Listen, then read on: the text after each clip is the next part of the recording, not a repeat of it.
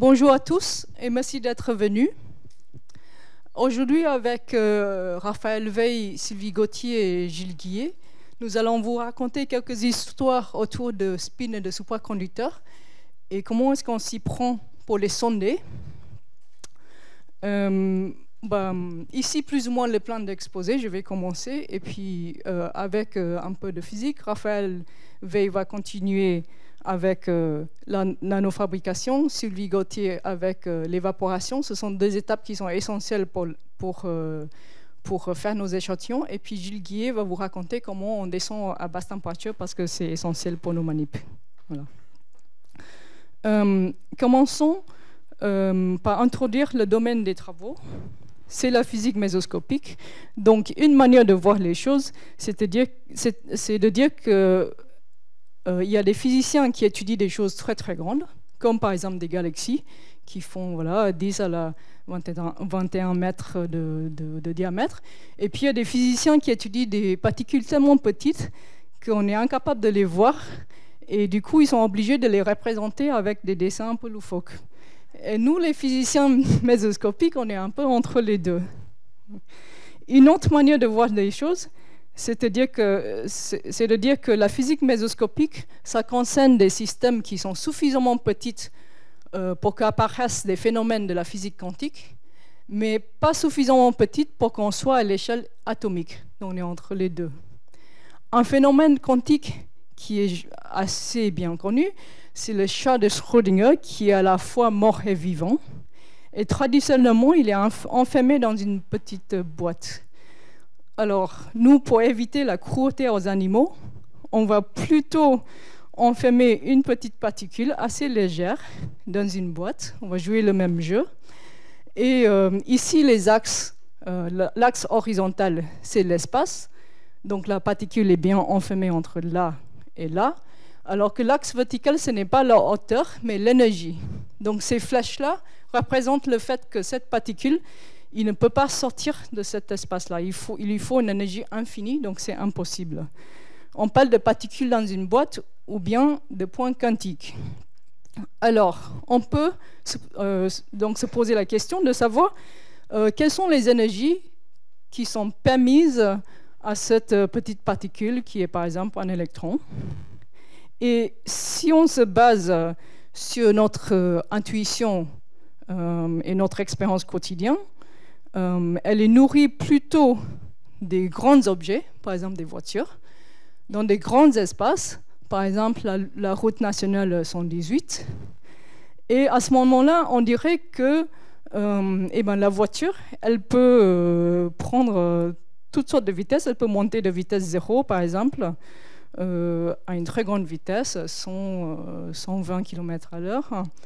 Et elle peut aussi descendre de manière continue. Donc, si on applique ce qu'on sait de notre expérience quotidienne à cette particule dans la boîte, on dirait que cette particule devrait pouvoir prendre toutes les énergies possibles à l'intérieur de cette boîte. Eh bien, c'est faux.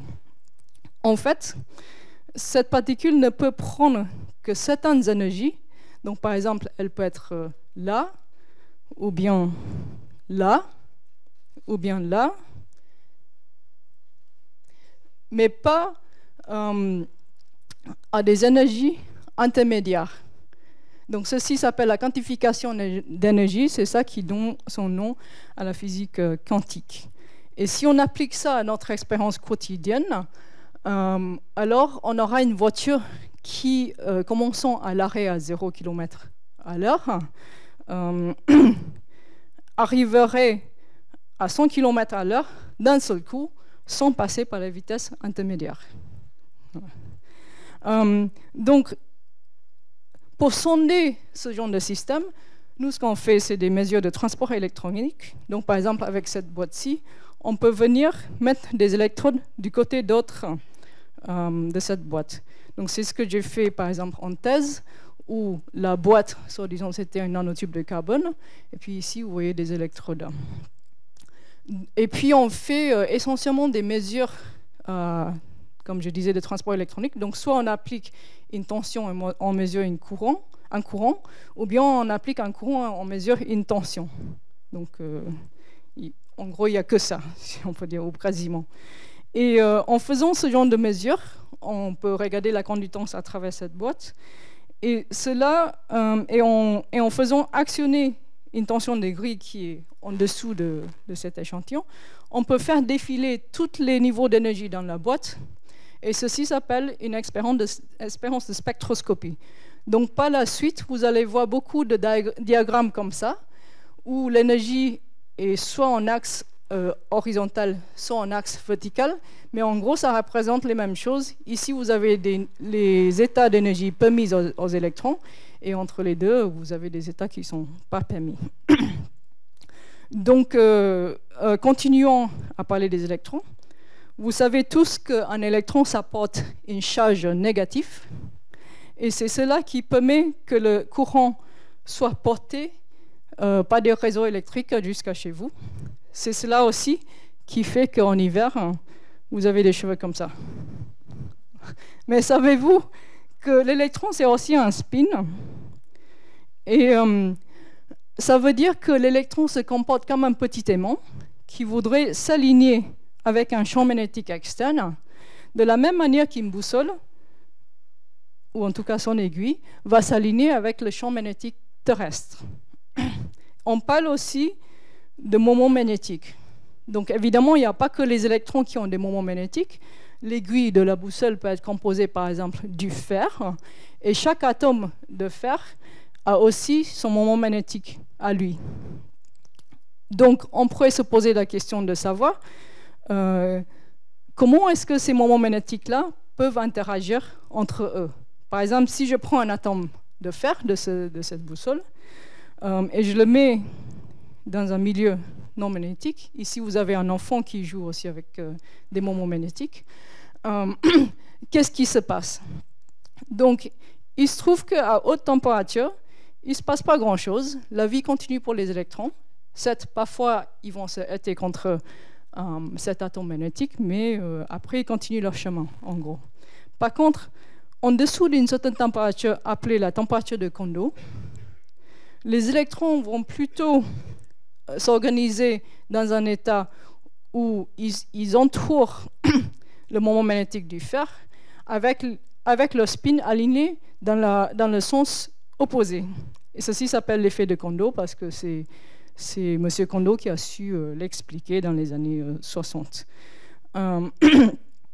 Et pendant ma thèse, j'ai fait quelques études autour de cet effet, dont il se trouve, en utilisant en fait justement des points quantiques, parce qu'il se trouve que cette situation est exactement équivalent à un point quantique avec un nombre d'électrons impair, ou alors le moment magnétique, c'est le dernier spin qui n'est pas apparié, et il est écranté plutôt par les électrons des réservoirs.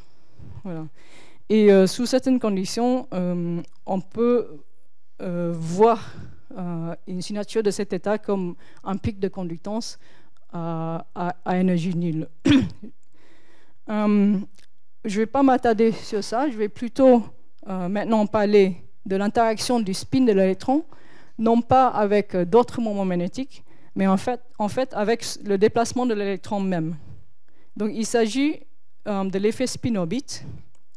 Donc c'est un résultat de la relativité restreinte qu'une particule qui se déplace dans un champ électrique, donc la particule qui est immergée dans un champ électrique, ressentira un champ magnétique effectif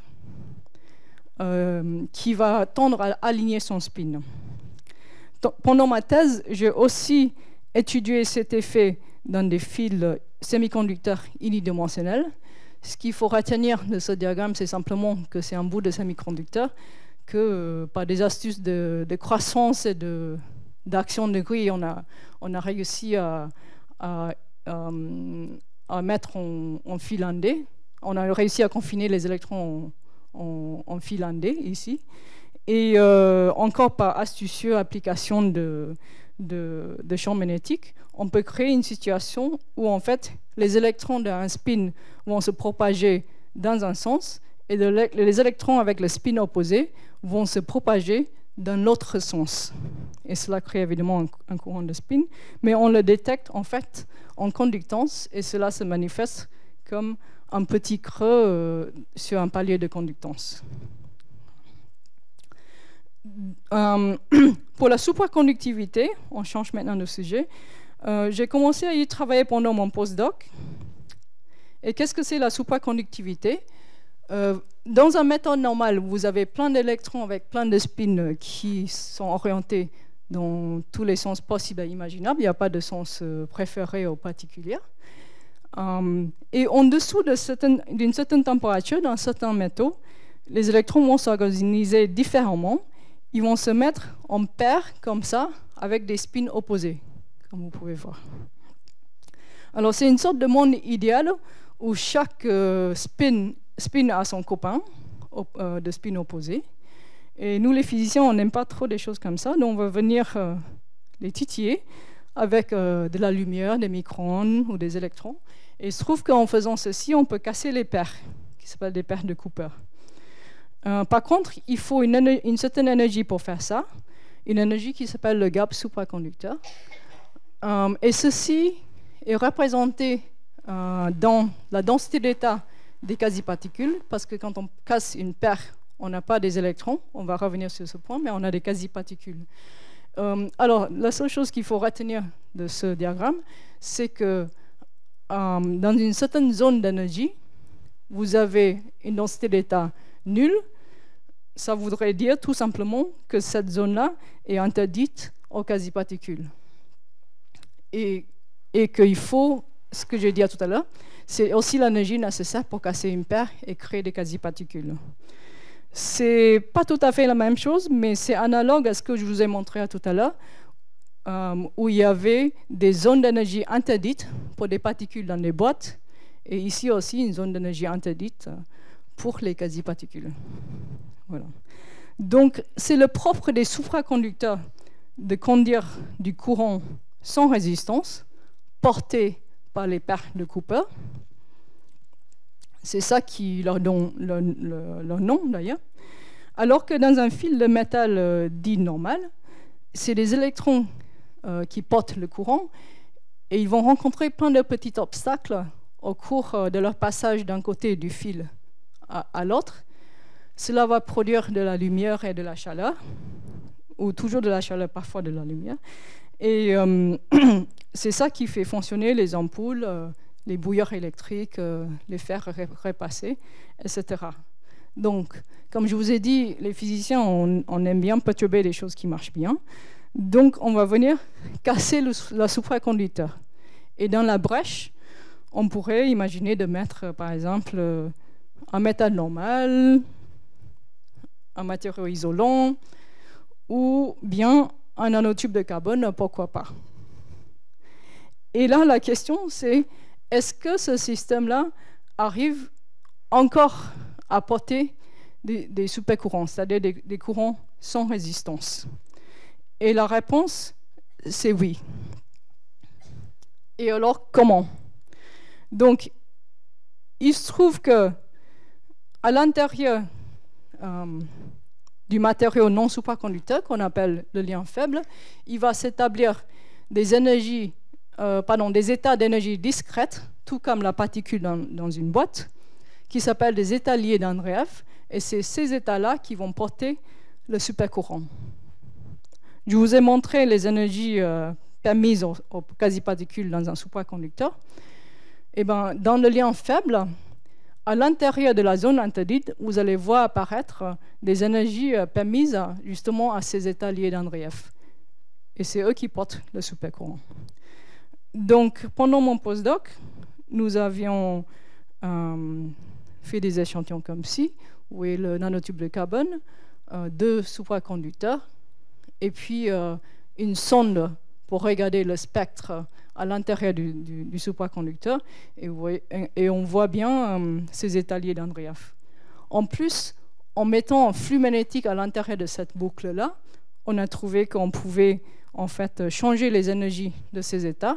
Donc cette graphe est une tranche de cette graphe-là. Et là, vous voyez qu'en changeant de flux, les états changent d'énergie. Et similairement à la particule dans une boîte, en actionnant une grille qui est en dessous de ce dispositif, on peut faire défiler tous les états. Alors, en arrivant à LPS, j'ai donc mis ensemble les spins et les supras.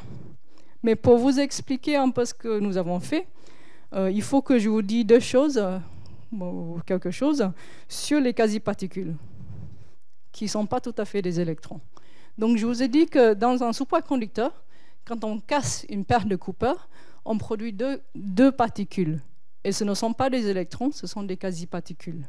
Je vais m'attarder surtout sur leurs propriétés de spin et de charge. Comme les électrons, ils ont un spin constant d'un demi. Par contre, en ce qui concerne leur charge, elles peuvent avoir une charge de moins E comme les électrons jusqu'à E. Et toutes les valeurs entre les deux, même 0. Donc, ceci nous permet en fait de manipuler séparément les charges et les spins des populations de ces particules-là de manière différente qu'avec les électrons.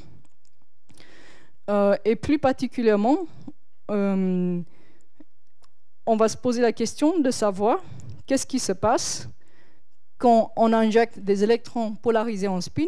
Donc ici, j'ai dessiné qu'un électron, mais il faut imaginer plein d'électrons avec les spins tous orientés dans le même sens. Donc on va mettre un certain nombre de ces électrons-là à l'intérieur du supraconducteur.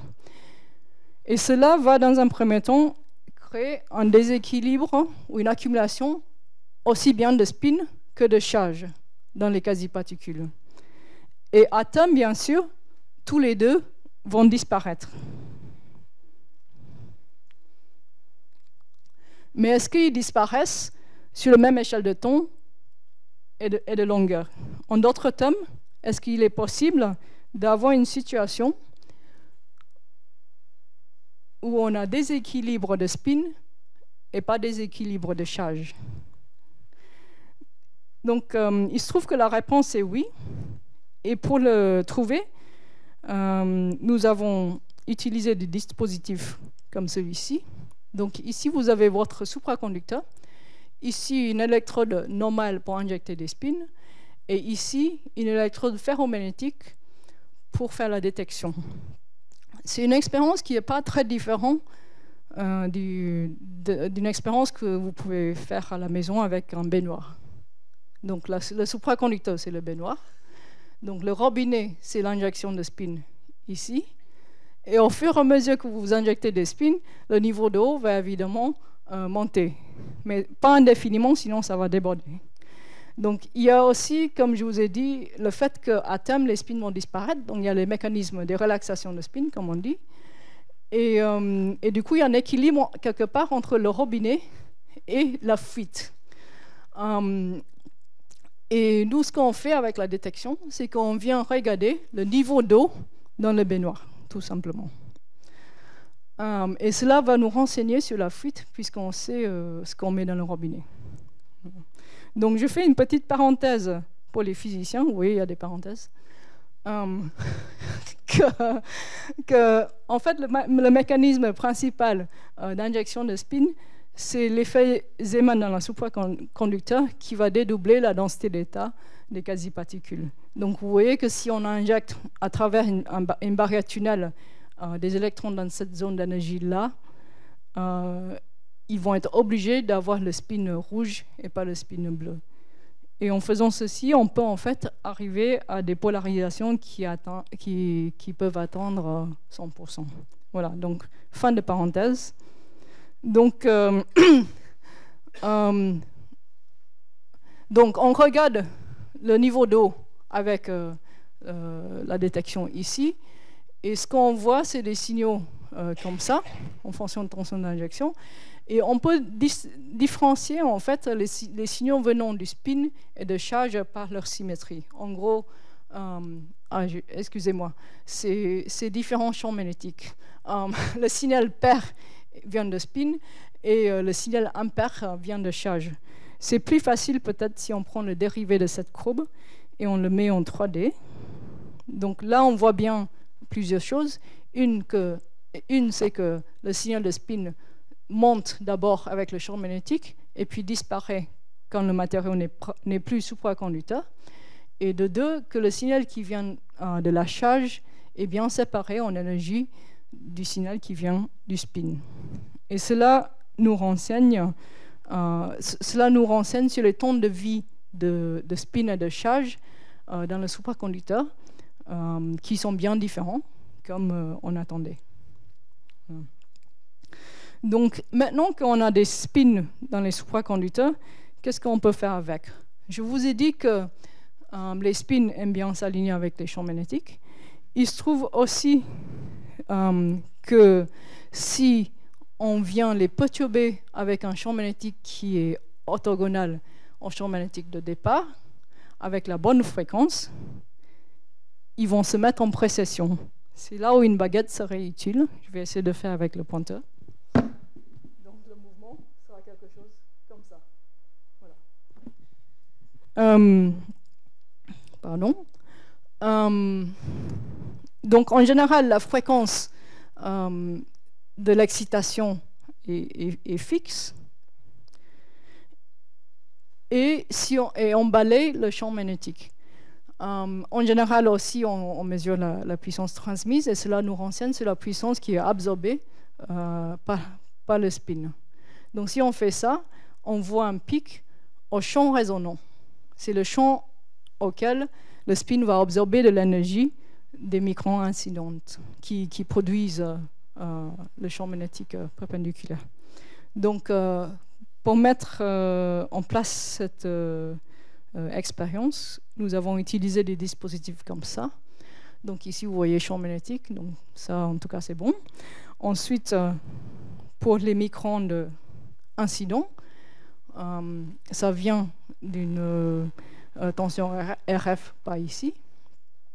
Et puis, pour la puissance transmise, on le mesure en gros en mesurant le supercourant entre ces deux électrodes-là. C'est une détection qui est complètement sur puce, ce qui nous donne une grande homogénéité des champs magnétiques et aussi une grande sensibilité de détection. On a aussi utilisé une deuxième méthode qui consiste en gros à mesurer la conductance entre ces deux électrodes-là. Je vous rappelle que le signal qu'on attendait, c'est quelque chose de cet ordre-là. Pardon. Et ce qu'on mesure, c'est quelque chose comme ça, donc ça nous convient tout à fait. Et je vous rappelle aussi que le champ résonant, normalement, ça devrait changer avec la fréquence. Et en changeant la fréquence, on voit effectivement que le pic bouge avec le champ. Donc, à partir de ces données-là, on se renseigne sur, en fait, et les données précédentes. On peut se renseigner sur ce qui limite le temps de vie des accumulations de spin dans les supraconducteurs et aussi ce qui limite la cohérence de leur mouvement de précession. Voilà. Maintenant, je vais dire quelques mots sur des manips qui sont en cours. Je vous ai dit que dans un supraconducteur, ce qu'on aime faire, c'est de venir casser des paires comme ça. Et maintenant, je vais peut-être vous poser une question. Une fois que j'ai cassé une paire, et il m'a fallu une énergie data, pour casser la deuxième paire, est-ce qu'il me faut plus ou moins d'énergie? Quelqu'un? Quelqu'un? Personne. Bon, en fait, il me faut, une fois que j'ai cassé une paire, il va m'en falloir moins pour casser la deuxième, comme vous vous en doutez. Et cela est représenté dans un changement dans la densité d'état qui va se resserrer. Donc, avant, la zone interdite allait de là à là, et maintenant, elle s'est resserrée, comme dessiné ici. Donc, une des questions qu'on se pose, c'est que ici, vous avez des quasi-particules qui ne sont pas polarisées en spin. Et si, par hasard, en nombre de quasi-particules fixes, nous avions plutôt des quasi-particules qui sont polarisées en spin, alors est-ce qu'à ce moment-là, la réduction du gap supraconducteur sera encore plus grande, comme dessiné ici. Donc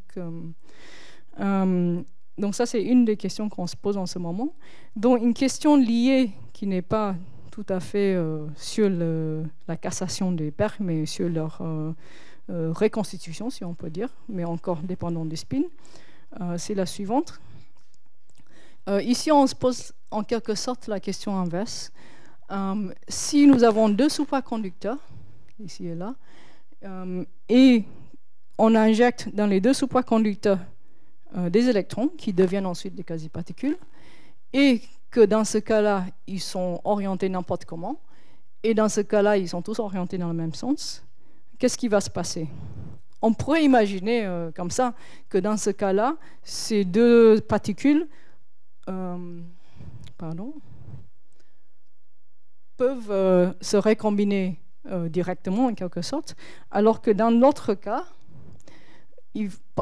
pardon, j'ai mis l'animation dans le mauvais sens, je suis désolée. Dans un cas, il faut se retourner, vous voyez, pour se recombiner, et dans l'autre cas, ils peuvent se recombiner directement.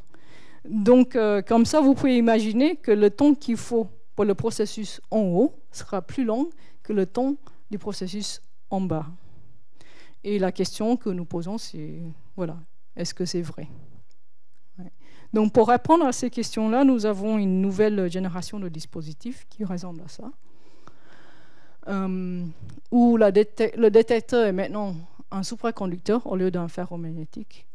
Et cela nous permet, en mesurant la conductance en fonction de la tension ici, de remonter à deux quantités importantes. La première, c'est le gap supraconducteur, donc l'énergie qu'il faut pour casser les paires. Et deuxièmement, l'air sous la courbe ici nous permet aussi à remonter au nombre de quasi-particules.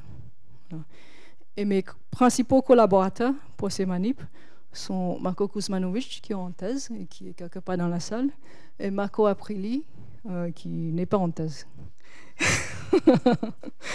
Donc, je vous ai parlé beaucoup des quasi-particules, mais nous nous posons aussi des questions sur le spin à l'intérieur des paires. Et tout récemment, nous avons commencé à étudier des matériaux qui s'appellent le dichalcogénure de métaux de transition. Alors, c'est un nom un peu long, mais en fait, peut-être que ce qu'il faut retenir, c'est que c'est un matériau qui est feuilleté. Donc ici, vous voyez deux feuilles.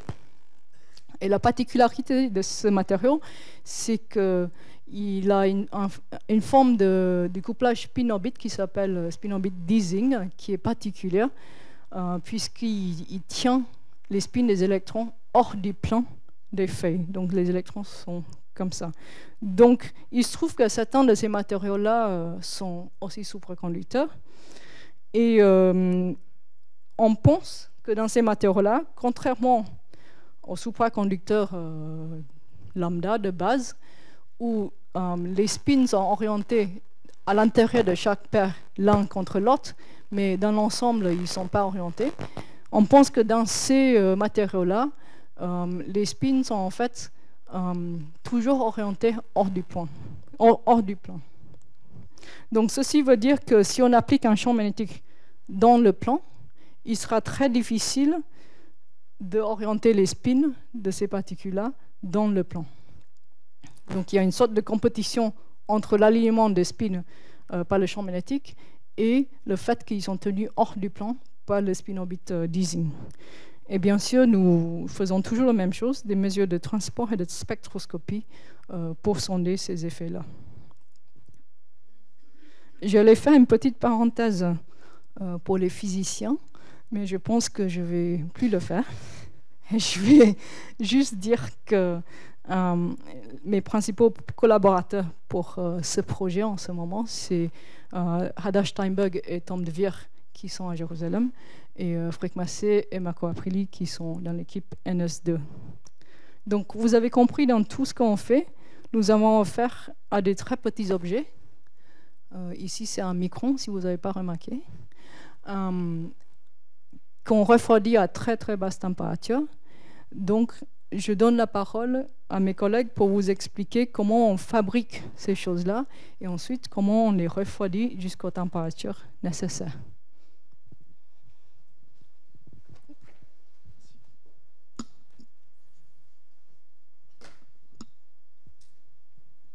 Donc, merci Caris pour ton invitation. Et bonjour à tous, donc, je m'appelle Raphaël Veil et je travaille au laboratoire de physique des solides. Je suis ingénieur en micro et nanotechnologie. Donc, je vais essayer de vous expliquer comment on fabrique donc, ces échantillons qui ont été présentés donc, par Caris et donc dans quel domaine de longueur, de distance on se trouve. Donc, on va fabriquer des échantillons qui sont compris qui ont une largeur caractéristique comprise entre 10 nanomètres et 10 microns. Et donc, pour situer les choses, c'est la distance interatomique dans un cristal, c'est environ 0,2 nanomètres. Et le diamètre d'un cheveu, c'est 80 microns. Donc, on a deux voies pour réaliser ce type d'échantillon. Une voie ascendante, dite bottom-up. Donc, ça consiste un peu à jouer au Lego. Donc, on va assembler des molécules ou des atomes pour arriver à fabriquer des nanostructures. Et on a une deuxième voie, c'est celle que nous, on utilise au laboratoire. C'est plus de la menuiserie ou de l'usinage, et c'est la voie dite top-down ou descendante, où on va donc découper les échantillons pour réaliser les micro et les nanostructures. Donc le procédé de base pour réaliser ce type d'échantillon, c'est tout ce qui est lithographie. Donc la lithographie, c'est un peu jouer et fabriquer des pochoirs, jouer avec des pochoirs et les fabriquer. Donc comment est-ce que ça fonctionne? On va partir d'un échantillon, donc nous c'est du silicium, c'est le substrat de base que l'on utilise, qu'on va recouvrir d'une résine qui est photosensible. Et on va venir l'insoler, cette résine, au travers d'un masque qui est semi-opaque. Il y a des zones qui sont transparentes, qui laissent passer les UV, donc les photons, et d'autres qui sont opaques. Et on va dessiner comme ça des motifs sur l'échantillon. Donc là, vous avez le dessin d'un masque classique qui est utilisé. Ce procédé, quand on le complexifie un petit peu, c'est-à-dire quand on rajoute des lentilles, ou comme dans ce gros instrument qui est utilisé par des fondeurs comme Intel pour fabriquer les microprocesseurs classiques, on peut descendre en résolution et avoir des tailles très très petites, mais ça c'est des manips qui sont dédiés aux gens qui fabriquent des microprocesseurs en grand nombre, en grande série. Nous, ce n'est pas vraiment ce qu'on va utiliser. Nous, ce qu'on va faire, c'est qu'on va utiliser des systèmes par balayage, c'est-à-dire qu'on va venir de la même façon balayer notre échantillon qui est recouvert de résine, une résine soit photosensible, soit électrosensible. On va venir la balayer avec un logiciel, un ordinateur qui va venir piloter un faisceau pour dessiner des échantillons. Donc ça, c'est une méthode qui est beaucoup plus versatile que les deux méthodes que j'ai présentées dans mes transparents précédents. Donc là, on va fabriquer donc, un masque de résine, négative ou positive, ça inverse juste les choses. Ensuite, il va falloir transférer ce motif dans l'échantillon. Donc il y a trois façons de transférer le motif, soit par gravure, soit par dopage, donc c'est implanter des atomes dans l'échantillon, soit par dépôt, et c'est ce que je vais vous présenter maintenant. Donc voilà, ça c'est un procédé très classique qui est utilisé par l'ensemble des gens qui sont impliqués dans les nanotechnologies au laboratoire. Donc on part d'un échantillon qu'on recouvre d'une résine, on va ensuite faire une lithographie, on va venir insoler certaines parties de résine, donc là c'est en vert sur mon schéma, et ensuite on va développer ces parties de résine dans un produit chimique qui a la propriété de dissoudre les parties qui ont été insolées ou qui ont vu des électrons. Ensuite on va déposer une couche mince, donc en vert là, sur ce schéma-là, et ça Sylvie Gauthier vous présentera la façon dont on fabrique les couches minces au laboratoire. Et on procède à ce qu'on appelle le lift-off. Je n'ai pas trouvé de traduction vraiment française, mais donc c'est pour retirer l'excédent de résine. Et donc on se retrouve avec un motif constitué donc du métal que l'on a évaporé et qui aura la forme de ce que l'on a insolé. Donc on a plusieurs équipements au laboratoire pour réaliser ce type de dispositifs. Donc des dispositifs à balayage. Donc c'est un microscope électronique équipé d'un système de lithographie, avec lequel on va venir donc balayer l'échantillon par des électrons. Donc ses propriétés, c'est avoir une résolution d'environ 10 nanomètres, une vitesse d'écriture qui est assez lente et un champ d'écriture relativement faible, 2 mm. Et on s'est équipé assez récemment d'un système de lithographie optique sans masque. Donc pareil, par balayage. On va venir balayer par un faisceau laser. Donc là, la résolution est bien meilleure, bien moins bonne, pardon, c'est 2 microns, mais par contre la vitesse d'écriture est beaucoup plus rapide. Donc on peut faire des échantillons avec une plus grande surface. Et donc, quand on veut atteindre des résolutions un petit peu ultimes, donc inférieures à 10 nanomètres ou de l'ordre de 10 nanomètres, on a la possibilité d'utiliser un autre équipement. C'est comme un petit peu un microscope électronique à balayage, sauf qu'on va utiliser des particules d'hélium ou de néon pour venir soit observer l'échantillon, donc avec une très grande résolution, soit graver des nanostructures avec une résolution spatiale inférieure à 10 nanomètres. Donc là, vous voyez, c'est des plots qui ont été réalisés dans des jonctions d'aluminium, enfin d'alumine, des plots qui font 100 nanomètres de diamètre, qui ont été gravés dans le microscope. Et on peut également faire du dépôt assisté sous faisceau d'ion. Et là, on peut observer donc un fil conducteur de tungstène, un deuxième fil à 90 degrés de tungstène, et entre les deux, un petit patch isolant qu'on a également déposé avec cette machine pour isoler les deux fils l'un avec l'autre. Donc cette machine, c'est une machine qu'on a achetée en commun avec 2 laboratoires, le LPN, enfin le C2N maintenant, qui va se retrouver sur le plateau d'Orsay, et un laboratoire du CEA. Voilà, donc ce transparent n'a pas vocation à être exhaustif. Il y a une 50aine d'utilisateurs qui sont impliqués dans les nanotechnologies au laboratoire. Donc là, j'ai mis quelques photos et les noms des étudiants en thèse ou postdoctorants qui travaillent chez nous, que ce soit pour étudier les propriétés de transport dans du graphène, dans des nanotubes de carbone ou dans des fils de bismuth, que ce soit des circuits plasmoniques ou l'étude des propriétés magnétiques dans des fils donc magnétiques. On va étudier les parois de domaine dans des pistes de permalloy ou dans des alliages à base de terres rares.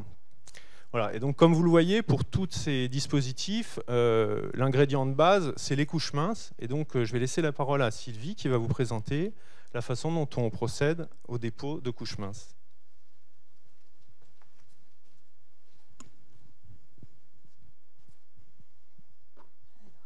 Bonjour, je m'appelle Sylvie Gauthier et je suis assistante ingénieure au laboratoire. Donc, Raphaël vient de vous expliquer comment fabriquer les pochoirs. Et bien moi, je vais vous expliquer comment faire la peinture. Donc, pour nous, les pochoirs, ce sont les masques mécaniques. Là, vous voyez un carrousel qui comprend 10 masques, qui fait partie d'un des évaporateurs du laboratoire. Et là, on retrouve les masques lithographiés que Raphaël vient d'expliquer. Et la bombe de peinture, pour nous, ça sera le métal que l'on va fondre et évaporer. Alors, au laboratoire, quel type de métaux on va évaporer? Alors, ils sont tous affichés, mais principalement, ce sont des métaux supraconducteurs, alu et nobium pour les équipes NS2 et méso, et des métaux normaux comme le cuivre, l'argent et l'or pour à peu près toutes les équipes, et des métaux magnétiques comme le fer, le cobalt et le nickel pour les équipes IDEMAG et NS2. Alors, de quoi avons-nous besoin pour faire un dépôt de couches minces? Donc, nous avons besoin d'une enceinte. Voilà. Ici, vous avez celle de l'équipe NS2. À l'intérieur de laquelle on va mettre un échantillon. Alors, un échantillon lithographié dans un cas, ou sinon, un échantillon et son masque que l'on va coller dessus pour les masques mécaniques. Alors, on a le matériau que l'on va fondre et le système de chauffage pour liquéfier et évaporer. Mais aussi, nous avons un système de pompage qui va permettre de faire le vide à l'intérieur et d'enlever le maximum de molécules d'oxygène, d'azote et d'eau à l'intérieur de l'enceinte. Alors, pourquoi faire le vide? En fait, on fait le vide, premièrement, c'est pour une question de propreté, mais pas que. on va faire le vide aussi pour éviter, pour qu'on ait des directions, en fait, des évaporations avec des directions bien rectilignes, et que, en fait, quand les molécules évaporées vont se déplacer, elles ne vont pas en rencontrer d'autres molécules, il y aura moins de collisions. Et elles iront directement se déposer sur l'échantillon. Et de ce fait, on aura des qualités de couches meilleures en adhérence et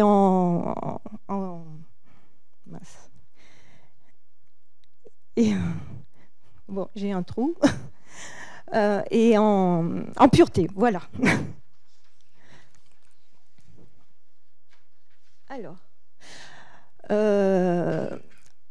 à partir de là, on peut dire, bon, ça a l'air compliqué, mais pas vraiment. On peut prendre l'exemple d'une casserole d'eau qu'on va chauffer et sur laquelle on va déposer un couvercle. Les molécules d'eau vont alors, en enlevant le vide, hein, bien sûr. Les molécules d'eau vont s'évaporer et elles vont monter vers le couvercle qui, lui, est plus froid, et elles vont se recondenser. Ben, pour les métaux, c'est pareil. Ici, on va chauffer notre matériau grâce à un canon à électrons. Les molécules du métaux évaporé va se déplacer vers l'échantillon, va passer à travers le masque et se déposer sur l'échantillon. Voilà.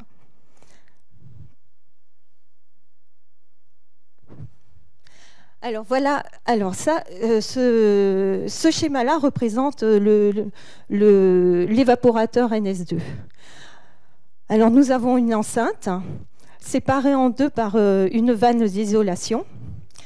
Dans la partie haute sert de sas. L'entrée du sas est vers le haut. L'échantillon se trouve sur le porte-substrat ici. Dans cette partie, le vide est effectué par une pompe primaire jusqu'à 10-2, 10 millibars.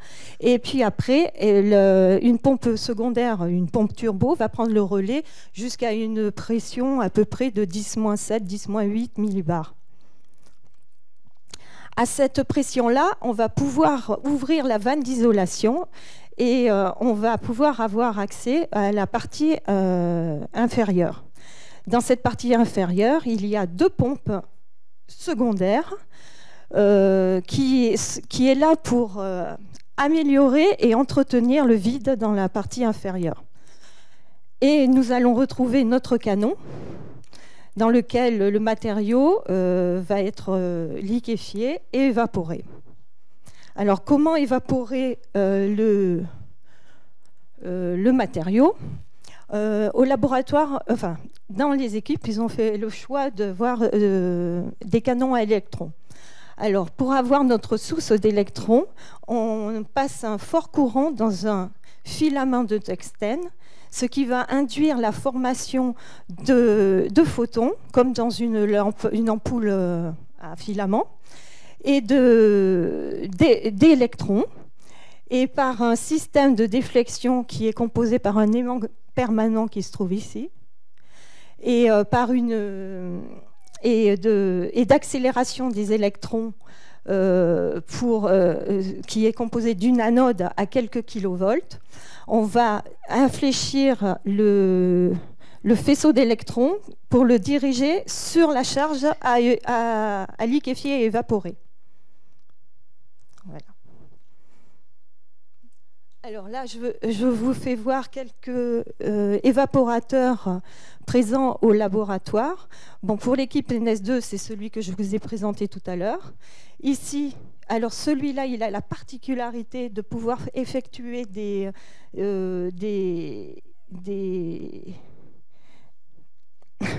évaporations sous angle, et on peut le faire parce que on a le vide et que les directions sont rectilignes. on a un autre laboratoire un autre évaporateur dans l'équipe NS2, et cet évaporateur a la particularité d'avoir 2 carrousels de masques mécaniques. Un autre évaporateur dans l'équipe IDEMAG, celui-là, il a deux canons en vis-à-vis et il permet de faire des co-évap. En fait, on a la possibilité de fabriquer des alliages. Et enfin, l'équipe MESO, qui a un évaporateur avec pulvé intégré, et il a la particularité qu'il est exempt de matériaux magnétiques. Voilà. Et voilà, on arrive au résultat après différentes étapes, à un échantillon. Et cet échantillon, il va être traité en mesure et refroidi. Et c'est ce que va vous présenter maintenant Gilles Guillet.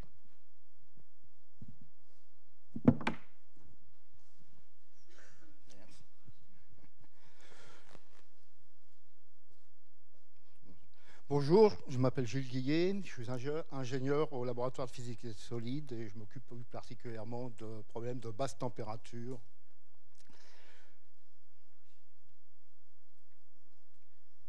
Donc, comme vous venez de le voir, hein, on vous a expliqué comment on fabriquait ces échantillons. Maintenant, ces échantillons, il va falloir les refroidir à basse température, voire très très basse température. Donc là, je vous ai mis 2 échelles de température, une échelle en degrés Celsius, une échelle en Kelvin. Moi, je parlerai en Kelvin, parce qu'en cryogénie, on parle en Kelvin. L'échelle de Celsius démarre, on va de 0 degré à moins 273 degrés, et ce moins 273 degrés correspond à 0 degré Kelvin. Alors, la cryogénie, qu'est-ce que c'est? La cryogénie, c'est l'étude et la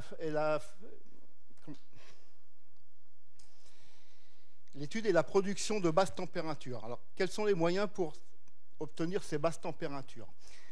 Eh bien, on a des gaz que l'on peut faire passer de l'état gazeux à l'état liquide, on peut les liquéfier. Nous avons principalement l'oxygène liquide, qui est à moins 183 degrés, qui a été liquéfié pour la première fois en 1877. Après, nous avons l'azote liquide, moins 196 degrés, liquéfié en 1877 aussi. Après, nous avons l'hydrogène liquide, moins 269 degrés, liquéfié en 1898. Après, nous avons l'hélium liquide. Moins 269 degrés, liquéfié pour la première fois en 1908 à Leiden par, je ne me souviens plus de son nom, je vais savoir après. Et nous, les températures qui vont intéresser Caris sont principalement les températures qui se situent entre 0 et 4 degrés.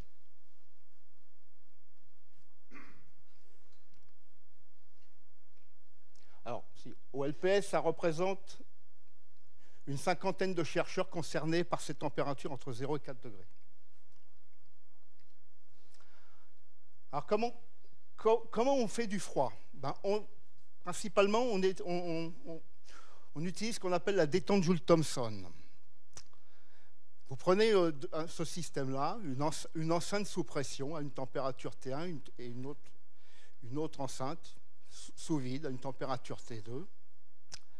Alors la température, il faut savoir que ça caractérise la grandeur physique de l'agitation thermique qu'il y a à l'intérieur de ce système, c'est-à-dire c'est la vitesse cinétique et les chocs entre les particules, ça caractérise la température. Donc vous avez ce système-là, avec entre les deux une petite vanne ou une microfuite ou autre chose.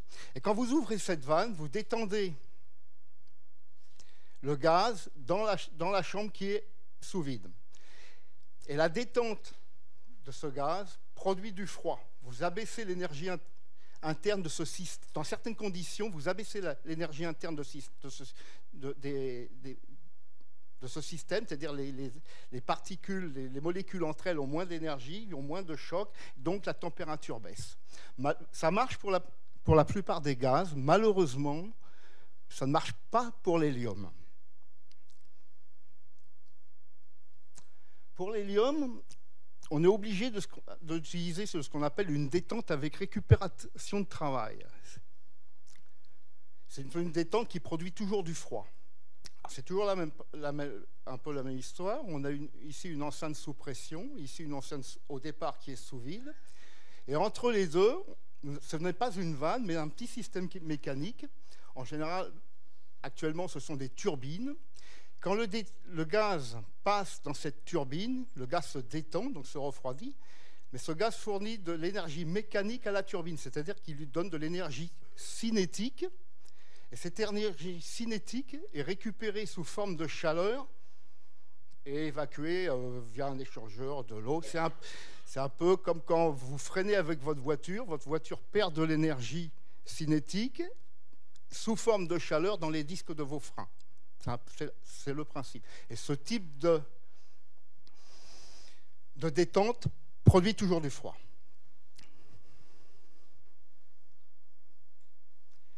Donc avec ces deux grands principes, on est capable de faire des systèmes capables de liquéfier l'hélium. Alors là, moi, je parlerai principalement de il y a des liquéfacteurs d'azote, d'hydrogène. Moi, je parlerai principalement de l'hélium. On utilise ce qu'on appelle un liquéfacteur avec cycle de Claude, avec 2 turbines en série, plus avec Joule Thomson. Qu'est-ce que c'est? Le système, il est là.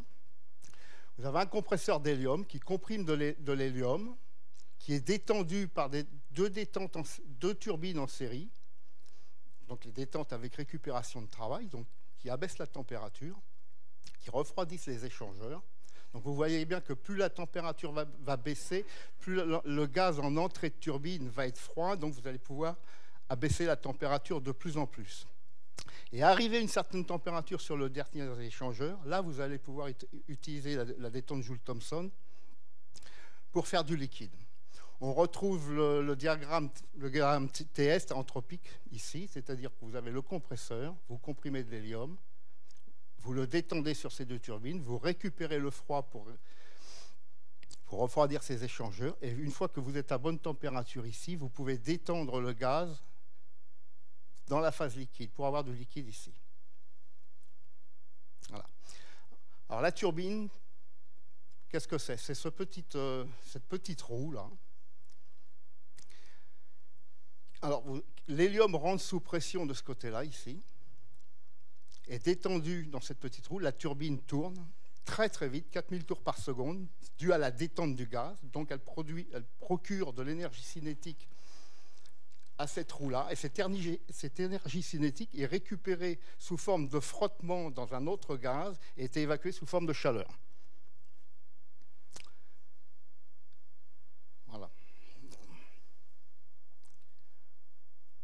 Alors voilà ce que ça donne, le principe que je vous ai fait voir tout à l'heure.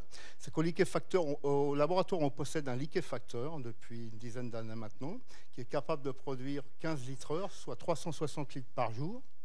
Il faut savoir que pour faire 1 litre d'hélium liquide, il faut 750 litres de gaz, soit 270 000 litres de gaz à liquéfier par jour.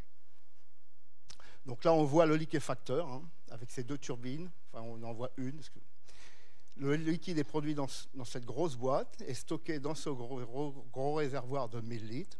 Là, les chercheurs viennent avec ce qu'on appelle des divoirs de 100 litres, comme à la pompe, chercher leur hélium liquide, l'emmener dans leur laboratoire pour refroidir leurs échantillons.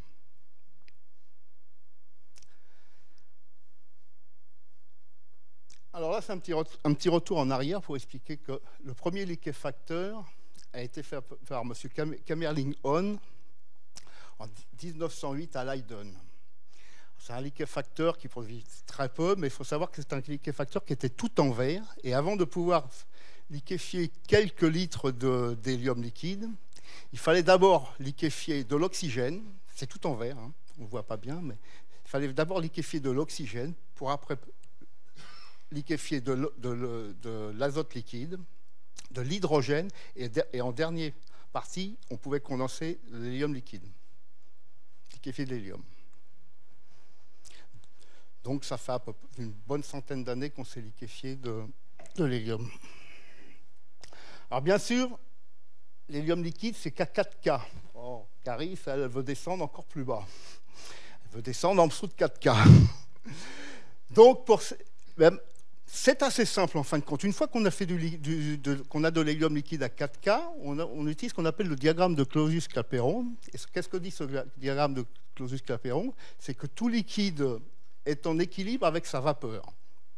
C'est-à-dire que si vous avez du liquide à 4K, ici, vous avez la pression atmosphérique. Et vous voyez bien que sur cette courbe, si vous descendez la pression au-dessus de votre liquide, vous abaissez aussi la température. Et ça, c'est très facile à faire. Il suffit d'une pompe à vide et de pomper au-dessus du bain de liquide. Et à ce moment-là, vous évaporez du liquide et vous abaissez la température de ce liquide. Donc, et avec ce principe-là, sur de l'hélium 4, on peut descendre, disons dans le meilleur des cas, à 2K au laboratoire, en pompant sur un bain. Et ça, c'est pas encore assez bas. Il faut descendre plus bas. Alors là, bon, je passerai assez vite. On utilise ce qu'on appelle un cryostat à dilution d'hélium 3, d'hélium 4. Ça, le voilà. C'est des appareils qu'on construit au laboratoire. C'est très compliqué à faire. Et ça permet de descendre à 50 milliCat, température qui intéresse Caris. Alors, comment ça marche? Je vais le dire vite fait. On prend un mélange d'hélium 3 et d'hélium 4 que l'on condense en passant dans de l'hélium 4. Et en dessous d'une certaine température, ce mélange, qui est de l'ordre de 1 quart, ce mélange, l'hélium 3 se met à flotter sur l'hélium 4. Et en pompant sur ce système, le passage des atomes d'hélium 3 dans la phase d'hélium 4 abaisse la température. Alors, le principe physique, bon. Voilà. Et alors, c'est ici, au bout de ce cryostat à dilution, là, c'est juste ici, que Caris, que l'on met les échantillons pour les refroidir. Micro. Ah ouais, voilà à quoi ressemble en fin de compte une expérience dans les salles de manip. Hein. Vous avez un gros cryostat qu'on appelle un diwar, qui est rempli d'hélium 4 liquide, dans lequel on introduit, généralement sur toutes les manips, il y a des champs magnétiques, on introduit des bobines supraconductrices qui sont refroidies à l'hélium 4 liquide, hein, c'est-à-dire à 4K. Et au centre de ce truc, on introduit le cryostat à dilution. Et là, l'expérience peut commencer. Merci de votre attention.